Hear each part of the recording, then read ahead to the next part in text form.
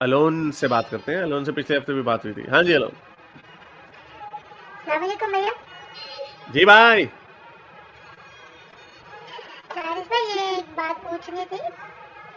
ये जो free thinker, agnostic और एथियस्ट, एक ही चीज का नाम है? नहीं, ये डिफरेंट दिमागी सिचुएशन है। फ्री थिंकर वो होता है जो किसी भी चीज के बारे में सोचने पे यकीन रखता है। अब जैसे अ, बड़ी मशहूर हदीस है रसूल अल्लाह की, अगर तुमसे ये कोई पूछे अल्लाह को किसने बनाया तो फौरन ये दुआ कर लो, अल्लाह मुझे शैतान से बचा, शैतान वसवसे डालता है वगैरह वगैरह। इसका मतलब आप फ्री थिंकर नहीं हो। कुरान की चैप्टर 5 की मेरा ख्याल एक आयत है जिसमें अल्लाह ताला कहता है कि वो सवाल ना पूछो जो तुम्हें परेशान कर दें, इसलिए तुम्हारे पास जो हमने कुरान में जो सवालात दे दिए बस इसी पे इत्तफा करो। इसका मतलब मजहब, स्पेशली इस्लाम, आपको फ्री थिंकर होने की इजाजत नहीं देता। अगर आप ये सवालात पूछ सकते हैं कि अल्लाह है तो कहां से है, अल्लाह को किसने बनाया वगैरह वगैरह, ये सवाल पूछने को, इंक्वायरी को कहते हैं फ्री थिंकर। दूसरा आपने सवाल दूसरा आपने से सवाल पूछा कि रैशनलिस्ट किसे कहते हैं। रैशनलिस्ट वो होता है जो अम, हर चीज के पीछे उसकी एक इंक्वायरी, सवाल करने के बाद उसकी मंतक ढूंढता है, पीछे रैशनल ढूंढता है, कोई वजह ढूंढता है, उसको रैशनलिस्ट कहते हैं। और तीसरा आपने क्या बोला था? एग्नोस्टिक। हाँ, एग्नोस्टिक की जो डेफिनेशन है वो ये है कि मेरी इसके ऊपर हतमी राय कोई नहीं है। लोग ये समझते हैं एग्नोस्टिक का मतलब है 50-50। अगर आप प्योरली एग्नोस्टिक इटसेल्फ जो है ना, एग्नोस्टिक इटसेल्फ आपको अदर देन फेंस सिटर के और कोई डेफिनेशन नहीं देता। यानी आप ग्नोस्टिक हो सकते हैं, मेरा इस चीज के ऊपर इल्म है।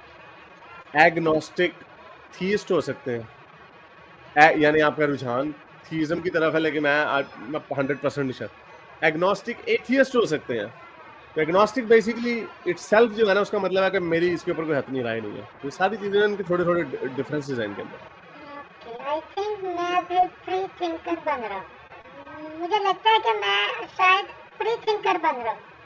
हाँ, आप फ्री थिंकर ही हैं। जब आप ये सवालात पूछते हैं कि इसके पीछे क्या वजह है, जिस आपकी सोच, वो कहते थे ना अक्ल बड़ी के भैंस, और उसका जवाब ऑब्वियसली अक्ल है।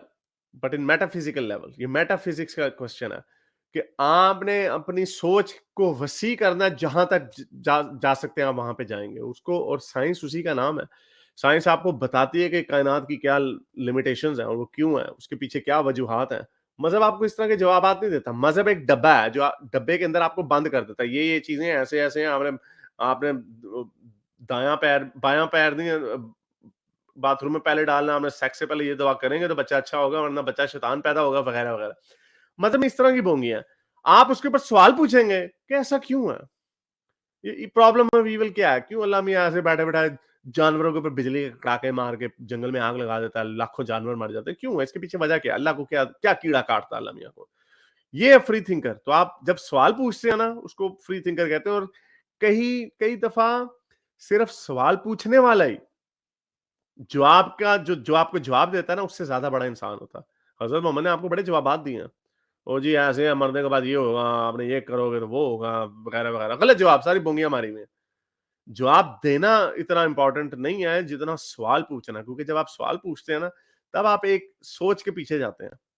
वो जवाब खुद ब खुद आपसे बेहतर दिमाग वाला किसी दिन आपको दे देगा जवाब। ये बहुत सारे क्वेश्चन ऐसे हैं जिनका जवाब नहीं मिल रहा, तो फिर बंदा क्या करे? तो उसका मैंने आपको बताया ना, बहुत सारे सवालात जब आप सवाल पूछ लेते हैं वो ज्यादा इंपॉर्टेंट है।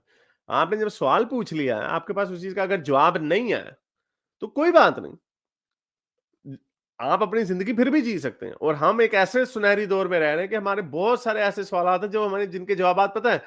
हर जवाब का पता होना जिंदगी गुजारने के लिए लाजमो मंजूम नहीं है।